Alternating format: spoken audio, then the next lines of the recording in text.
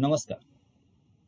Dear friends, we are in 8th standard and our today's subject is mathematics. In first term, we see some chapters, but now we are going to see second term chapters, means which division of polynomials, statistics, equation in one variable, congruence of triangles, compound interest, area, surface area and volume, circle, chord and arc, म्हणजे 10 पासून 17 पर्यंतचे chapters आता आपल्याला पाहिजेत. Second term चालू झालंय, first term सुद्धा आपण पूर्णपणे ऑनलाईन पाहिलंय. तर आता एक गोष्ट लक्षात ठेवा, जे फर्स्ट टर्म मधले चॅप्टर्स होते यामधले बरेचसे पार्ट खूप महत्वाचे, जे जे यामध्ये आपल्याला उपयोगी येतील त्यावेळेस मी पुन्हा ते रिपीट करेन. त्यामुळे फर्स्ट टर्म जरी ऑनलाईन झाला असेल आणि तुमचं थोडंसं लक्ष नसेल त्यावेळेस गेलं तरी काळजी करू नका. मी सेकंड टर्म घेताना त्यामधले जे टॉपिक येतील ते टॉपिक पुन्हा एकदा व्यवस्थित घेईल. आता फक्त तुम्हाला इथून पुढे काय करायचं, मी जे सांगतोय आज ते सगळं इथून पुढे कायमस्वरूपी लक्ष द्यायचं. ठीक आहे. आज आपण डिव्हिजन ऑफ पॉलिनॉमियल्स हा चॅप्टर चालू करूया. This is division of polynomials, chapter number 10. Division of polynomials. Division of polynomials means, आता तुम्हाला पॉलिनॉमियल्स आणि डिव्हिजन जे चॅप्टरचं नाव आहे त्याचं मिनिंग समजून घ्या. आपण आता पण पाहिले पॉलिनॉमियल्स काय असतं ते, बरोबर आहे.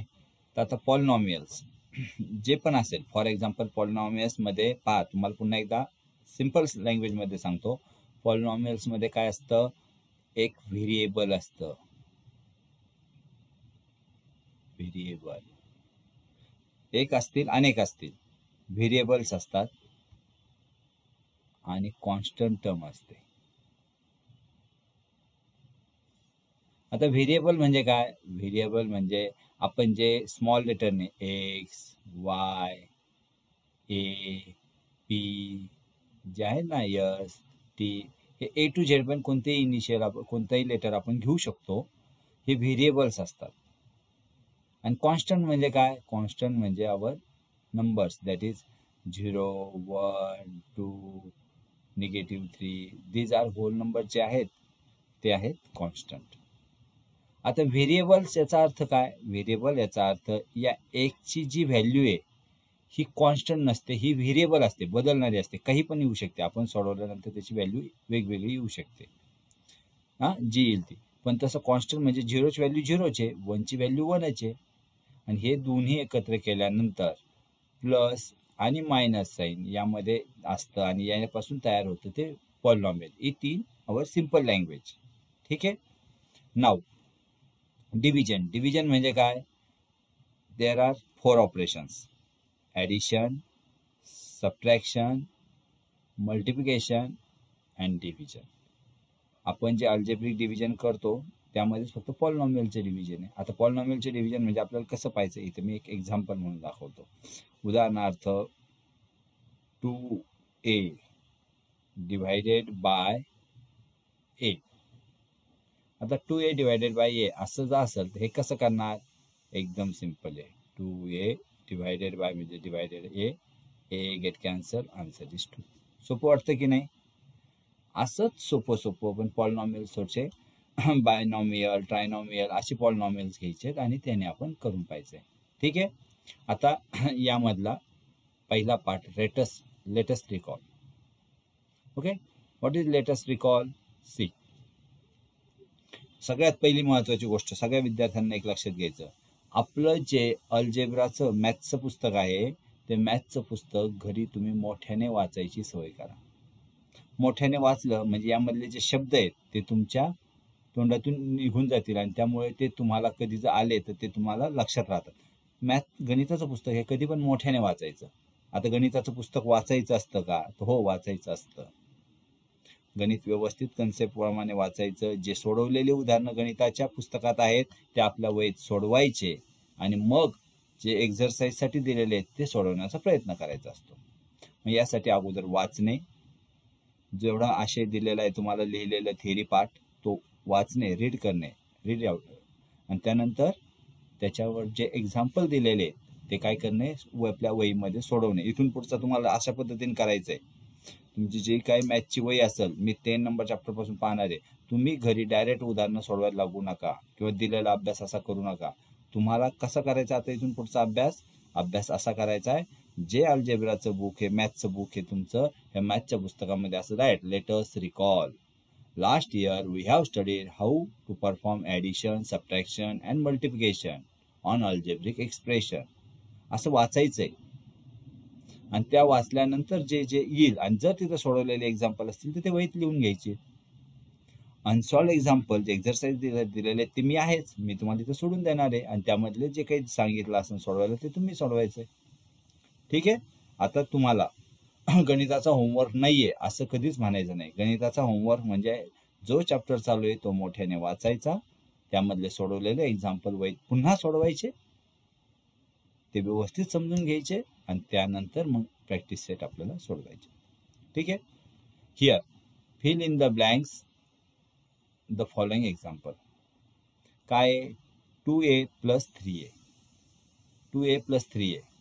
आता अशा वेळेस आपण काय करतो, जे कॉन्स्टंट टर्म काय 2 आणि 3 यांची ॲडिशन किती होईल 5 आणि जे व्हेरिएबल आहेत ते सेमच आहे दोन्हीकडे, म्हणजे त्यामुळेच आपण 2 आणि 3 ची ॲडिशन करू शकतो आणि ते एकदाच लिहायचं. म्हणजे 2a + 3a 5a. ॲडिशन मध्ये आपण फक्त कॉन्स्टंट टर्मची ॲडिशन करतो आणि जे व्हेरिएबल आहे ते एकदाच आहे तसं लिहितो. 7b - 4b 7 - 4 3 आणि b as it is. Now here multiplication. Addition झालं, सबट्रॅक्शन झालं. नाव मल्टिप्लिकेशन कसं असतं, इथे काही 3 आहे आणि इथे काही नाही म्हणजे काय असतं 1. मग 3 × 1 3. आणि आता या ठिकाणी मात्र आपल्याला पी एकदाच लिहायचा नाहीये. पी आता या ठिकाणी पहा, इथे पी सिंगल आहे आणि इथे स्क्वेअर आहे, म्हणजे हे 2 आणि हा 1 3 आहे, म्हणजेच पी क्यूब. मल्टिप्लिकेशन मध्ये मात्र पी चा क्यूब होतो, कारण इथे यांची सेम नाही आहेत आणि सेम जर असले तर पी स्क्वेअर आला असतं. ठीक आहे. आता मल्टिप्लिकेशनचा एक्झाम्पल आहे 5 × 3 15 आणि m² × m², m⁴. Now here 2x + 5y × 3/x. आता हे सोडवताना याचं काय, तर या 3 ने अगोदर याला मल्टिप्लाय करायचं. मल्टिप्लाय काय 3 × 2 6. मी इथे सोडवतो, तुमच्या लक्षात येईल.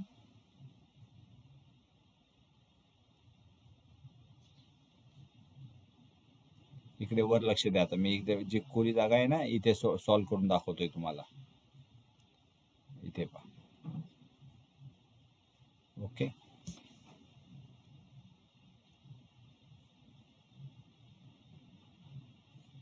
ओके, सी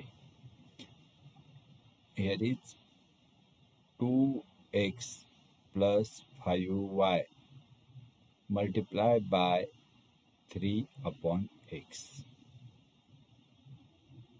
या 3/x ने सर्वात अगोदर 2x ला मल्टिप्लाय करायचं, म्हणजेच 2x × 3/x. हे मधलं साईन जे प्लस साईन जसंच्या तसं. त्यानंतर 3/x ने आता दुसऱ्या पद म्हणजे 5y ला मल्टिप्लाय करायचं, म्हणजे 5y × 3/x. या ठिकाणी दिस x गेट कॅन्सल, येईल 6 + 3 × 5 5 × 3 15.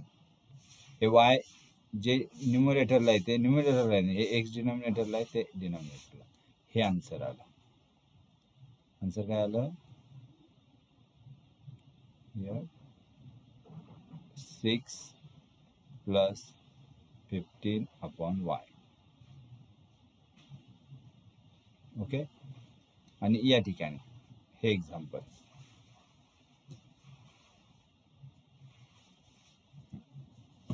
हे एक्झाम्पल कसं सोडवणार, सी इथे आहे 3x² + 4y. Another bracket 2x plus 3y. हे तुम्हाला 7th मध्ये मी सांगितलं होतं, नसेल तर पुन्हा एकदा लक्ष द्या अशा टाईपचं कसं सोडवायचं. ज्यावेळेस असे 2 ब्रॅकेट असतात, मल्टिप्लिकेशन असतं त्यामध्ये, त्यावेळेस कोणताही एक ब्रॅकेट डबल लिहायचा, कोणता पण एक लिहू शकता. मी उदाहरणार्थ हा लिहितो 3x² प्लस 4y. हा एकदा आणि आणखीन एकदा 3x² प्लस 4y. खूप सोपं असतं.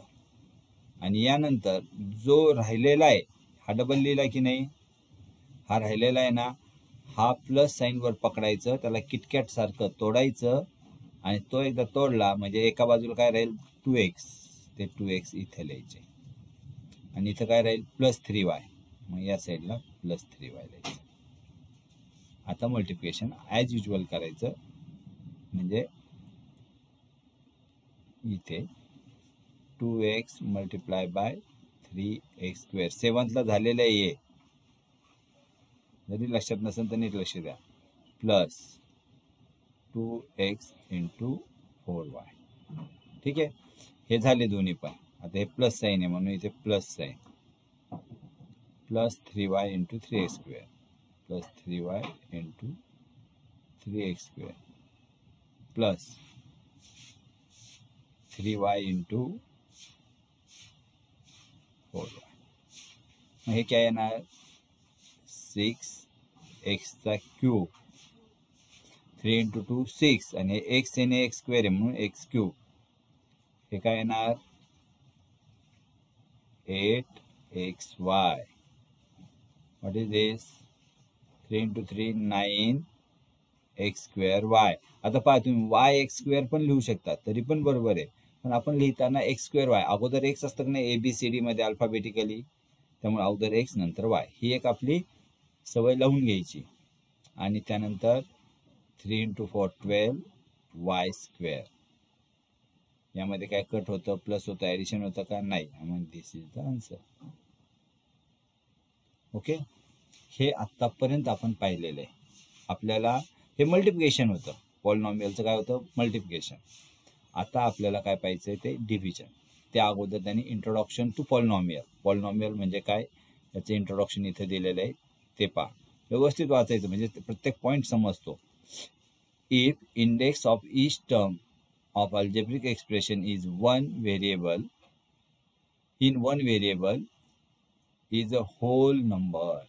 पहा आता वन व्हेरिएबल म्हणजेच काय, उदाहरणार्थ पहा 3x² plus 2x plus 6x³ plus 5. हे जे आहे हे वन व्हेरिएबल आहे. इथे x शिवाय दुसरं काही आहे का, नाही, त्यामुळे याला वन व्हेरिएबल म्हणतात. आणि इंडेक्स, इंडेक्स म्हणजे हा वरचा पॉवर, हा पॉवर, हा पॉवर कसा पाहिजे, इथे पहा इथे दिले त्याने होल नंबर, होल नंबर पाहिजे.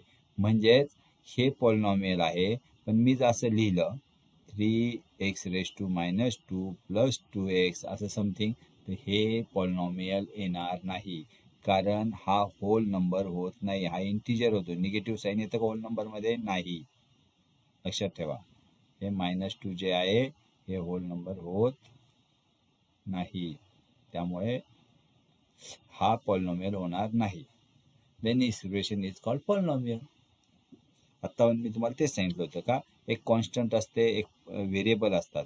इथे एकच व्हेरिएबल घेतला, तो त्याच्यावर इंडेक्स पॉवर काहीही असू, पण तो होल नंबर पाहिजे. होल नंबर म्हणजे पुन्हा एकदा लिहा, 0 चालेल, 1 चालेल, 2 चालेल, 3 चालेल आणि पुढे काय, हे इंडेक्स पॉवर जो आहे तो. पण काय चालणार नाही, -1 चालणार नाही, -2 चालणार नाही, किंवा समथिंग असं चालणार नाही. ओके, आता तुम्ही म्हणाल for example see x⁻², you may write 2/3 plus x² plus 5, आणि हा आहे का, तर हे सुद्धा पॉलिनॉमियल नाही, कारण हा काय आहे, फ्रॅक्शन आलं इथे, आहे की नाही, त्यामुळे हे सुद्धा पॉलिनॉमियल होणार नाही. ठीक आहे, सी या Polynomials are specific algebraic expression. Hence, operation of addition, subtraction, and multiplication on polynomial are similar to those performed in algebraic expression. इथे एक एक्झाम्पल दिलेलं आहे. आता आपण जसं सोडवलं ना पुढे एक्झाम्पल ते हे मन लावून पहा कसं सोडवलंय. एकदम समजण्यासारखं एक्झाम्पल आहे. हे पण आहे आणि हे पण आहे.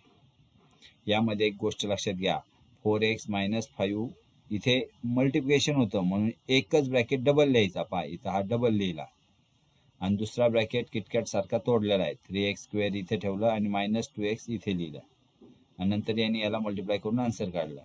इथे मात्र मल्टिप्लिकेशन नसून काय आहे, सबट्रॅक्शन आहे. सबट्रॅक्शन असताना डबल लिहायचा नाही. यावेळेस काय करायचं, ॲज युजल द्यायचं 4x - 5.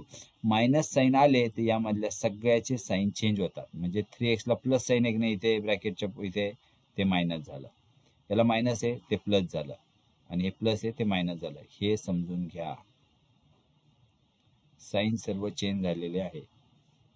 मग काय केलं, मग लाईक टर्मची बेरीज किंवा वजाबाकी करतात आहे नाही, ॲडिशन किंवा सबट्रॅक्शन. मग काय केलं, 3x² ला लाईक टर्म नाही म्हणून तो 3x² as it is. 4x आणि 7x किती होतील, 4x + 7x आणि हे 11x झाले. 4x + 7x आणि -5 - 8 सेम साईन ॲडिशन 13 आणि ॲज जे साईन असेल ते म्हणजेच निगेटिव्ह, म्हणजे हे आलं आन्सर. ठीक आहे. इथे फक्त इथे एक टायपोग्राफिकल एरर राहिला, इथे -5 एक पाहिजे होता. ओके, ठीक आहे. हे पण लक्षात येतं तुमच्या, जर तुम्ही व्यवस्थित गेले तर राहू शकतं काही काही. ठीक आहे. नंतर degree of polynomial, very important thing. अनेकांना माहीतच नसतं what is mean by degree of polynomial. Degree of polynomial means, आता इथे मी एक्झाम्पल देतो पहा. इथे काय आहे, x³ + x² + 5x⁴ + 1 असं आहे. आता याची डिग्री किती, याची डिग्री म्हणजे याचा पॉवर पाहिजे किती, 3, 2 इथे 4 आणि 1चा काही नाही म्हणजे 0 असतो. मग मोठ्यात मोठा कोणता आहे, ग्रेटर इज 4. त्यामुळे याची डिग्री काय झाली, याची डिग्री झाली 4 आणि हे सिम्पल लँग्वेजमध्ये. आता आपण ह्यांच्या लँग्वेजमध्ये काय आहे ते पाहूया, नीट पहा. Greatest index of variable in following polynomial. यामध्ये ग्रेटेस्ट इंडेक्स काय आहे, 2 आहे, इथे 2 लिहिला. यामध्ये ग्रेटेस्ट इंडेक्स काय आहे, 5, त्यामुळे इथे लिहिणार 5. ग्रेटेस्ट इंडेक्स इथं हा यालाच ग्रेटेस्ट आहे ना 5, इथे 2 आहे, इथे 1 आहे, इथे 3 आहे, म्हणजे ग्रेटेस्ट कोणता आहे, 5. मग the greatest index of variable in given polynomial is called degree of polynomial. Greatest index जो असतो गिव्हन पॉलिनॉमियल मध्ये त्याला त्याची डिग्री म्हणतात. किती सोपं होतं ना, खूप सोपं आहे डिग्री. आणि डिग्री तुम्हाला ओळखण्यासाठी एका मार्कासाठी क्वेश्चन असतो. असेच पॉलिनॉमियल दिले जातात आणि त्यामधला डिग्री किती आहे सांगा. तर काय पाहिजे, ग्रेटेस्ट इंडेक्स कशाचा आहे, आणि जो ग्रेटेस्ट इंडेक्स असतो तो polynomial. Okay, now I know मध्ये काय असतं, जे आत्ता पण पाहिलं ना ते असतं. The algebraic expression in one variable is a polynomial if index of variable of each term is a whole number पाहिजे तरच तो पॉलिनॉमियल असतो. आपण हे पाहिलं. आणि हे greatest index of variable in the degree of the polynomial, greatest index जो असतो तोच डिग्री असतो. हे आपण 2 पॉईंट आतापर्यंत पाहिलेत. ठीक आहे. आता लेटेस्ट लर्न म्हणजे आता आपल्याला काय शिकायचंय या चॅप्टरमध्ये, to divide a monomial by a monomial. आता मोनोमियल म्हणजे काय, मोनोमियल म्हणजे सिंपल 2a, हे मोनोमियल झालं. आणि जर याला मी असं लावलं 2a + 5 तर हे बायनोमियल झालं. 2 टर्म आल्या ना बायनोमियल, ज्यामध्ये एकच टर्म आहे ते मोनोमियल, म्हणजेच 2a is a monomial for example. ठीक आहे. Now see here, divide 15p³ + 3p. आता यांनी याची आपल्या पद्धतीने केलेली आहे. जे सुरुवातीला असतं ते साईनच्या आतमध्ये लिहितो, म्हणजे like this 15p³ divide by 3p आहे तर 3p. हां, आता काय करणार आपण, 15च्या टेबलमध्ये 15 आहे का? आहे. 5 नंबरला आहे. म्हणजेच पहिला जो आहे तो 5 नंबरला जाणार. 3 × 5 15. ठीक आहे. हां, आता यानंतर पी आहे इथे आणि इथे पीचा क्यूब आहे. मग पी क्यूब येण्यासाठी पीला कितीने मल्टिप्लाय करावं लागेल? या पीला पी स्क्वेअरने मल्टिप्लाय करावं लागेल. पी × पी स्क्वेअर बरोबर पी क्यूब. बरोबर आहे की नाही? मग हे पी स्क्वेअरने मल्टिप्लाय करावं लागेल, म्हणून इथे लिहिणार मी पी स्क्वेअर आणि मग P × P square P cube होतं. आणि ते सबट्रॅक्शन केल्यावर इथे 0 सिंगल 0 आणि आन्सर आलं 5p स्क्वेअर. आणि तेच इथे दिलेलं आहे. कशा पद्धतीने आलं ते. ठीक आहे. हे महत्वाचं. ओके.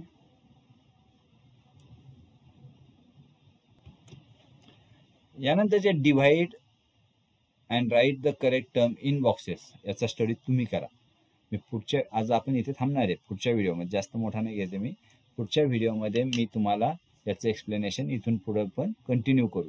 पण आज सांगितलेला होमवर्क व्यवस्थित कंप्लीट करायचा. आणि माझ्या यूट्यूब लिंकला सबस्क्राईब करा, बेल आयकॉनवर क्लिक करून ठेवा, म्हणजे तुम्हाला रेग्युलर व्हिडिओ मिळत जातील. ठीक आहे. Let us stop here.